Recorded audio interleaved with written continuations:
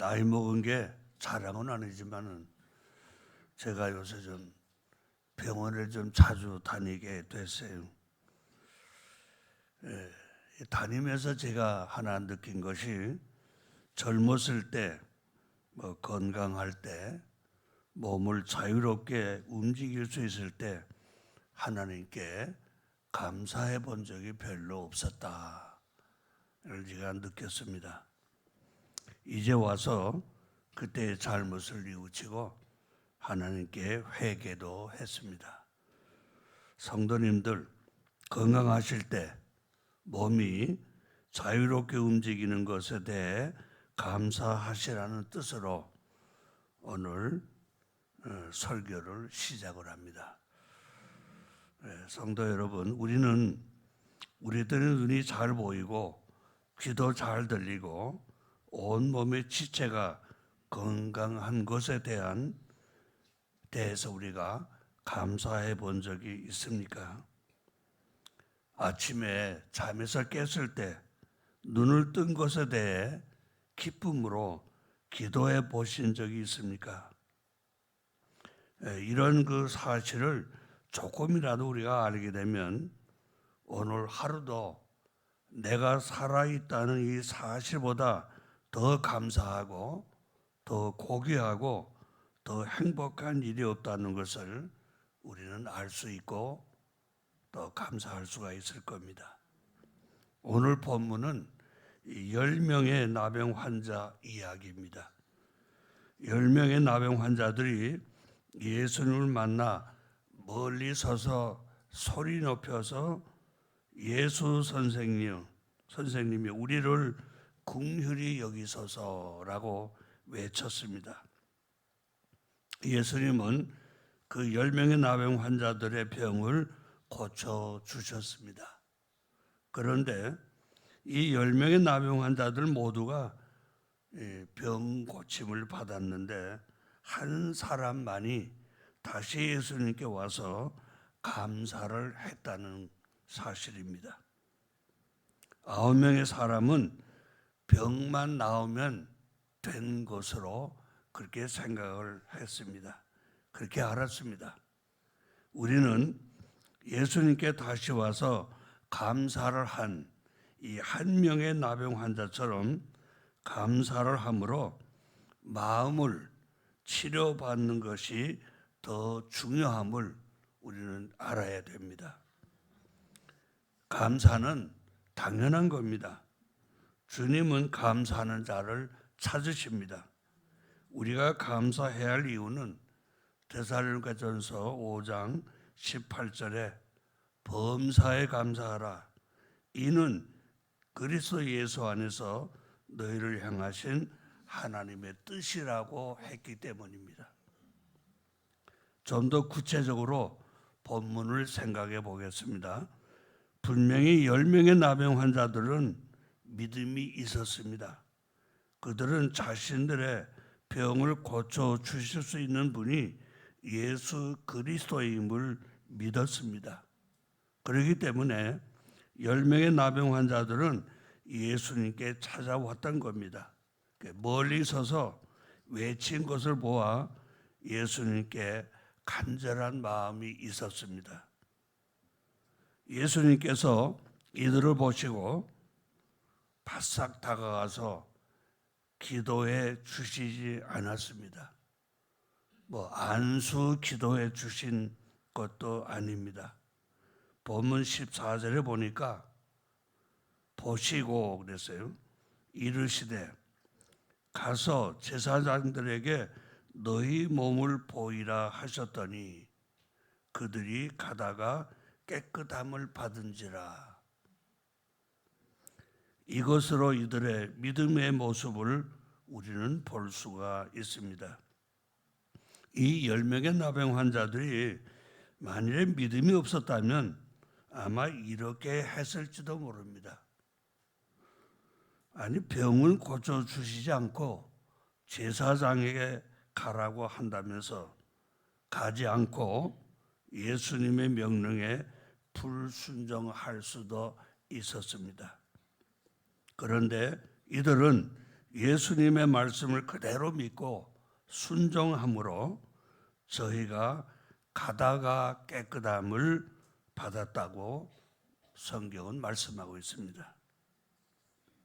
10명의 나병 환자들은 훌륭한 믿음의 사람들이었습니다. 이들의 믿음은 예수님이 하나님의 아들이심을 믿는 그런 믿음이었습니다. 나병도 고치실 수 있는 능력의 주님임을 믿는 그런 믿음입니다. 예수님께 매달려서 기도하면 응답해 주실 줄을 믿는 그런 믿음이었습니다. 성도 여러분, 이런 믿음으로 신앙생활 하시기를 부탁드립니다. 그런데 오늘 본문은 이들의 믿음만을 강조한 것이 아닙니다. 예수님께 감사의 표현을 한 나병 환자의 그 감사의 태도를 강조하고 있습니다.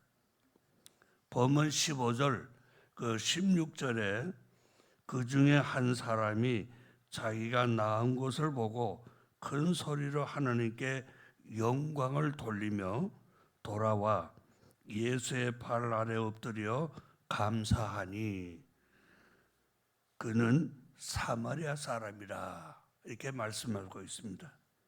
예수님 당시에 유대 사람들에게는 이 사마리아 사람은 멸시를 받고 천대를 받는 그런 존재가 사마리아 사람들이었습니다. 근데 그 사마리아 사람이 예수님께 와서 감사를 한 겁니다. 이에 대해 예수님은 무엇이라고 했습니까? 그 19절에 보니까 일어나 가라, 네 믿음이 너를 구원하였느니라 그렇게 말씀했습니다. 이 사마리아인은 육신의 병도 고치고 구원도 받았습니다. 다시 말씀드려 육신의 복도 받고 영의 복도 받은 겁니다. 성도 여러분, 이 세상에는요, 육신의 복은 받고 있는데 영의 복을 받지 못한 사람이 많이 있습니다. 성도들 중에요, 영의 복은 받았는데 육신의 복은 받지 못한 그런 영혼들이 있습니다. 우리 교회 성도들은 모두 육신의 복과 신령한 복을 다 함께 받으시기를 주님의 이름으로 축복드립니다. 오늘 본문에 나오는 사마리아 사람은 믿음도 있고 또 감사도 있는 온전한 신앙인의 모습을 우리에게 보여주고 있습니다. 정말 우리가 본받아야 할 신앙의 모습입니다.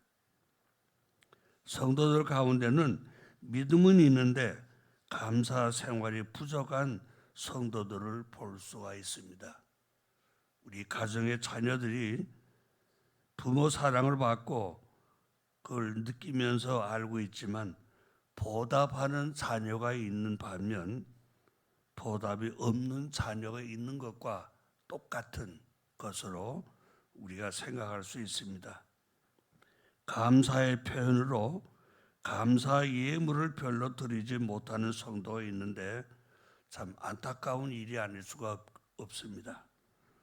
그런데 우리가 감사 이렇게 말하면은 감사 헌금을 제일 먼저 생각을 하게 됩니다. 그런데 이 감사하라는 얘기는요, 반드시 감사 헌금을 드려야 된다라고 하는 그런 의미만은 아닙니다. 감사는 구원받은 하나님의 자녀에게서만 볼 수 있는 그런 독특한 태도입니다. 성도들로 하여금 예배 드리도록 하는 것이 바로 감사의 태도입니다. 그 예배, 감사는 예배와 연결되는 겁니다. 우리가 이사를 가게 되면 어떻게 합니까?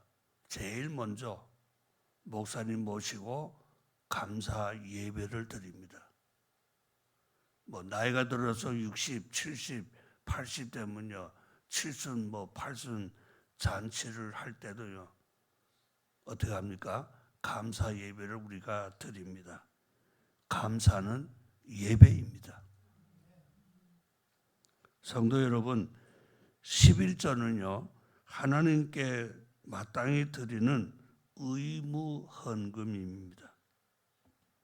그러나 감사헌금은 자원에서 드리는 헌금입니다. 그래서 감사헌금을 잘 드리면 11조 드려서 받는 복이죠. 기본적인 복에다가 감사헌금 드리면은 보너스 복을 더 받을 수 있는 겁니다. 그런데 감사하는 방법을 잘 몰라서 참 잘 드리지 못하는 그런 분들이 있습니다. 성경은 이렇게 감사하라고 우리에게 말씀하고 있습니다. 에레미야 30장 19절에서는요 목소리로 감사하고 그랬습니다. 우리 고운 목소리 가지신 분들 성가대 많이 가서 찬양으로 감사하시기를 바랍니다. 데살로니가전서 1장 2절에서는요 항상 감사하고 그랬습니다. 이 말은 감사 생활을 하라는 겁니다. 시편 9편 1절에서는요 전심으로 감사하고 했습니다. 이건 뭐 마음을 다해서 감사하는 거죠. 또 시편 33편 2절에서는요 악기로 감사하고 그랬습니다. 그 악기는 아무나 잘 다루는 건 아니죠. 근데 뭐 연습을 하면은 좀 잘 할 수는 있습니다. 여러분 어떤 재능이든 뭐 악기면 악기고 여러분들이 가지고 있는 하나님이 주신 은사 그 재능으로 하나님께 감사하세요. 역대상 29장 14절에서 16절에서는요 주님의 것으로 드리는 것을 알고 감사하고 그랬습니다. 여러분 가지신 거 다 뭐예요? 주님이 주신 거죠. 내가 뭐 훌륭해서 똑똑해서 그거 아닙니다. 다 하나님이 우리에게 주신 거거든요. 그것을 알고 그거를 드리는 것으로 감사하라고 그랬어요. 여러분들 받은 거 뭡니까? 그것 가지고 감사하면 되는 겁니다. 고린도 후서 9장 7절에서는요 각각 마음에 정한 대로 감사하라고 그랬습니다. 마음에 정한 대로, 마음이 가지는 대로, 마음이 허락하는 대로죠. 그렇게 감사하라고 그랬습니다. 이런 말씀들을 볼 때 감사는 돈으로만 하는 것이 아님을 우리가 알 수가 있습니다. 성도 여러분, 우리 모두 믿음만 가지고 교회 다니지 말고 내 믿음에다 감사 생활도 제대로 하는 성도들이 되시기를 주님의 이름으로 권면드립니다. 이 시간 믿음의 감사까지 한 사마리아 사람을 생각하면서 우리 감사하는 방법을 좀 세 가지로 좀 같이 생각해 보겠습니다. 하나는요, 감사하는 데는 감사의 내용을 알고 감사의 내용을 바로 알고 해야 합니다. 10명의 나병 환자들은 예수님께 나아가기만 하면 고침받을 수 있다는 믿음이 있었기 때문에 예수님을 통하여 병 고침을 받았습니다. 이들이 병이 나은 다음에 얼마나 기뻤겠습니까? 이 나병은 당시에는 불치병이었어요. 그런데 이 나음을 받았으니까 얼마나 기뻤겠어요. 얼마나 좋아했겠습니까? 그런데 이 10명 모두가 예수님 때문에 병이 나았지만 단 한 사람만이 이 기적의 사건을 인정하고 예수님께 와서 감사하게 된 겁니다. 나머지 9명은 병 고침 받은 것은 기뻐했지만 그것이 예수님의 은혜임을 깨닫지 못했습니다. 그래서 예수님에게 찾아갈 생각을 하지 않았던 겁니다. 저도 이 선생을 하면서 하나님께서 주신 복을 많이 받았습니다. 일일이 다 하나만 제가 말씀드리면은, 제가 서울에 부산에서 선생하다가 서울에 제가 반포고등학교로 선생을 왔습니다. 오니까 거기는 좀 괜찮은 동네더라고요. 그래서 학부형들도 다 괜찮고, 부산 촌놈이 올라와가지고 거기 선생을 하는데, 저를 보고 이제 수능 문제집을 좀 내자 그러면서 이제 출판사에서 연락이 와가지고 이제 원고만 내주면은 자기네들이 다 해서 다 팔아서 할 테니까 그냥 원고료만 받으라 그러는데, 저 원고료 받고 깜짝 놀랐어요. 상당한 돈이 들어왔습니다. 그러면 하나님 앞에 좀 깜짝 놀랄 감사를 해야 되는데 그냥 지나가고 아무것도 안 했습니다. 그냥 그저 매주마다 감사 헌금하는 것으로 저는 만족했습니다. 정말 잘못된 거죠. 구체적으로 내용에 대해서 우리가 감사를 해야 된다는 것이 첫 번째 교훈입니다. 감사는 감사의 내용을 알 때 올바른 감사를 할 수가 있습니다. 성경에 이런 말씀이 있습니다. 시편 136편 24절에 보면 우리를 우리의 대적에게서 건지신 이에게 감사하라고 했습니다. 무슨 말씀이에요? 우리의 생명을 죽음에서 마귀의 세력으로부터 구원해 주신 하나님께 감사해야 한다는 그런 말씀입니다. 세상에 살면서 어렵게 힘들게 살았던 그런 상황 속에서 건져 주심에 우리는 감사를 해야 됩니다. 쉽게 말하면 구원에 대한 감사를 우리가 해야 된다는 거죠.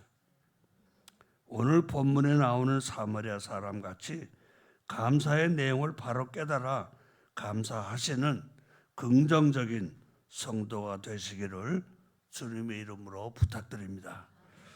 또 한 가지는요, 이 한 명의 나병 환자를 통해서 볼 수 있는 것은 구체적인 표현이 있었다는 겁니다.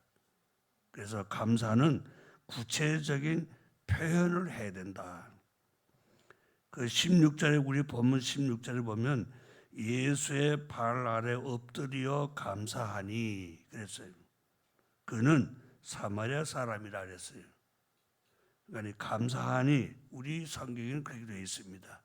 이거 개역 성경에 가보면요 사례하니 그랬어요. 영어 성경으로 가보면요 기브란 말을 썼습니다. 무언가를 드렸다는 거예요. 예수님께 무엇을 드렸다는 그런 의미로 우리가 보게 됩니다. 이 나병 환자는 구체적으로 예수님께 무엇을 드리면서 감사했다. 감사에는 구체적인 표현이 있어야 합니다. 어떤 선교사가 아프리카에 선교지로 가는 도중에 한 여인의 비명 소리를 듣게 됩니다. 뭔가에서 쫓아가 보니까 아들 노예하고 어머니 노예가 같이 있었는데 아들 노예만 돈을 주고 사가고 자기는 떨어뜨려 놓습니다. 아들과 같이 가서 일하고 싶어서 주인에게 나도 같이 좀 사달라고 우리 모자가 열심히 주인님을 돕겠다고 사정하는데 그 사람은 그걸 외면하고 있었습니다. 그래서 선교사가 보고 자기 돈을 다 털어서 이 아들과 어머니 둘을 자기가 사서 집으로 데려가서 같이 생활을 하게 됩니다. 얼마 동안의 세월이 지나고 나서 선교사가 풀밭에서 비명을 지르고 쓰러졌습니다. 이 엄마 노예가 쫓아가 보니까 그 선교사 발 뒷부분에 독사의 이빨 자국이 나 있는 거죠. 그래서 이 노예는 바로 자기 입으로 그 독을 빨아냈습니다. 얼마 지나고 나서 선교사가 정신이 들고 보니까 그 엄마 노예는 얼굴이 퉁퉁 부어서 죽어 있었다고 합니다. 성도 여러분, 이 이야기는 우리에게 감동을 주는 그런 이야기입니다. 감사의 표현은 질병을 고칠 수가 있습니다. 감사의 표현은 인간 관계를 개선할 수도 있습니다. 감사의 표현은 우리의 모습을 더 아름답게, 더 좋은 사람으로 보이게 할 수도 있습니다. 감사의 표현은 자신의 삶을 활기차게도 할 수 있습니다. 타인에게 기쁨을 줄 수도 있습니다. 왜 그렇습니까? 감사의 마음은 우리들의 삶을 훈훈하게 지펴주는 불씨와 같기 때문입니다. 성도 여러분, 하나님께 구체적인 감사의 표현을 하셔서 복 받으시기를 주님의 이름으로 축복드립니다. 한 가지 더 말씀드리면 감사의 결과는 반드시 있다는 겁니다. 감사하면 그거로 끝나는 게 아니라 그 결과는 하나님께서 꼭 우리에게 보상을 해 주신다는 겁니다. 그래서 감사하게 되면요, 그 다음엔 더 큰 감사할 일이 생깁니다. 그게 복을 주시는 거거든요. 여기도 보세요. 감사한 사마리아인은 18절에 보면은 하나님께 영광을 돌렸다고 했습니다. 우리가 하나님께 영광을 돌렸어요. 감사하면서. 그러니까 성도의 최고의 목적은 하나님께 영광을 돌리는 겁니다. 하나님께서 인간을 창조하신 목적이 인간으로 하여금 영광을 받으시기 위해서입니다. 그래서 우리 성도들은 모든 일에 대해 하나님께 영광을 돌려야 합니다. 만일 하나님께 영광을 돌려야 할 것을 내가 가로채 가지고 내 영광으로 만들어 버리게 된다면 성경은 이렇게 말씀하고 있어요. 사도행전 12장 23절에 헤롯이 영광을 하나님께로 돌리지 아니하므로 주의 사자가 곧 친히 친다는 건 벌을 줬다는 겁니다. 어떻게 되냐면 벌레에게 먹혀 죽었다고 그랬습니다. 헤롯은 그래서 벌레에게 뜯어 먹혀 죽은 왕이에요.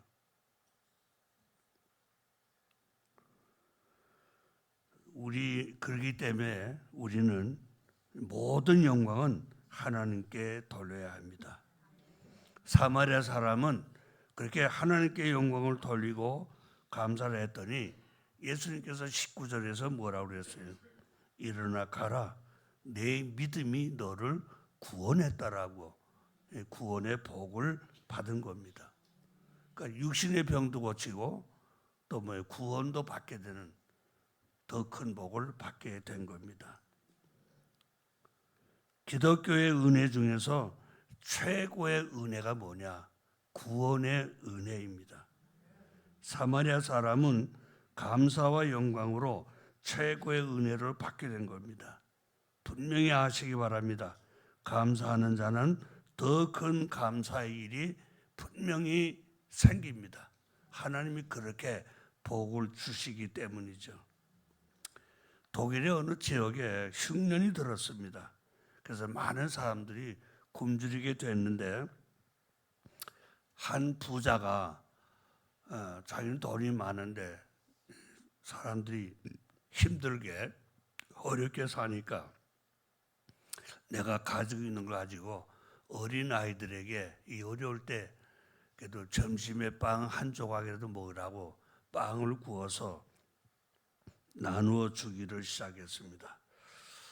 그래서 아이들 와가지고 그 점심 때가 되면은 그 빵을 놓은 걸로 하나씩 가져가는데 전부 다 큰 빵을 가져가기 위해서 고르고 골라가지고 다 가져갑니다.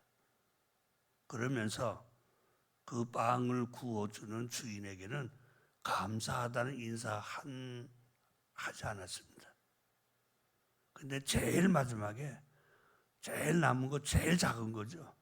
그 빵을 가져가는 한 소녀가 꼭 주인에게 감사합니다 하고 인사를 하고 갑니다. 주인이 너무 기특하게 생각해가지고 저 아이에게 내가 무엇으로 좀 보답을 할까 생각하다가 빵 중에 제일 작은 빵에다가 금화 6개를 집어넣어가지고 빵을 내놓았습니다. 그날도 역시 와가지고는 다 큰 놈만 다 가져갔거든요.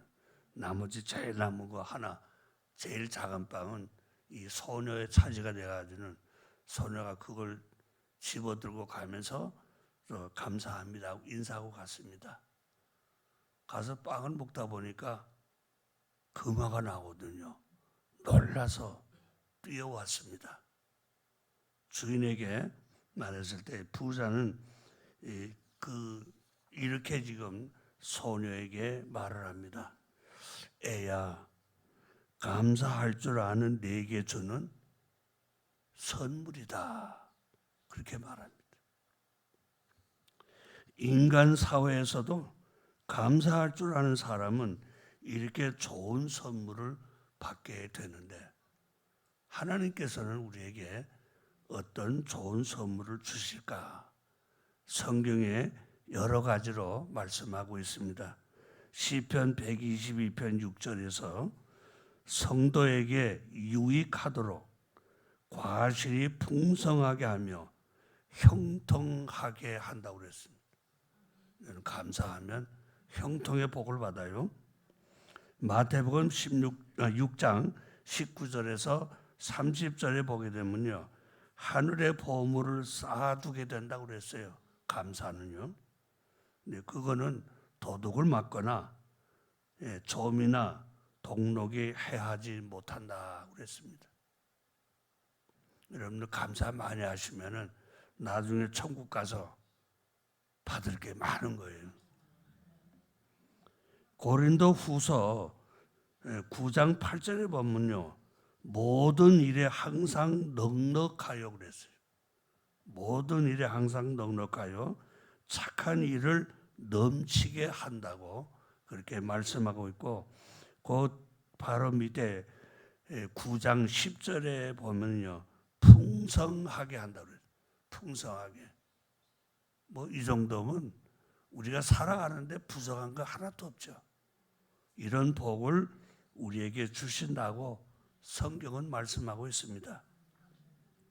이처럼 감사의 결과는 항상 복이 뒤따르게 됩니다. 10명의 나병 환자 중에 사마리아인 하나만이 감사했고, 이 사마리아 사람은 영생의 복까지 받았습니다. 감사를 잊지 마시고 하나님께 감사를 드려 많은 복 받으시기를 주님의 이름으로 축복드립니다. 일본의 미우라 아야코라는 그런 여류 소설가가 있었습니다. 그녀가 쓴 이 빙점이라는 소설, 아마 읽으신 분들 있을 거예요. 좀 나이 드신 분들 많이 읽었죠. 이 소설은 그때 출판됐을 때 600만 부가 팔렸다고 합니다. 소설책인데.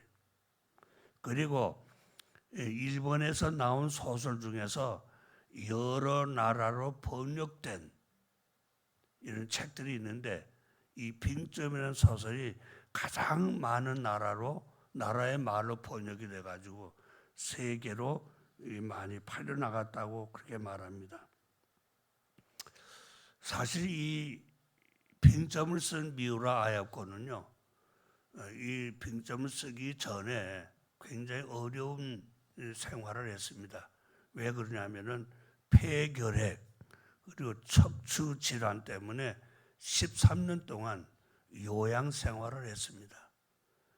그러니까 꿈도 없고 희망도 없이 그래서 이렇게 살다가 죽는가 그렇게 했는데, 하루는 신실한 크리스찬인 마에카와 쇼라는 이 청년이 이 아에코에 와서 하나님의 복음을 전합니다. 간절하게 전하는 복음을 듣고 이 아에코는 예수를 믿고 하나님의 자녀가 됩니다.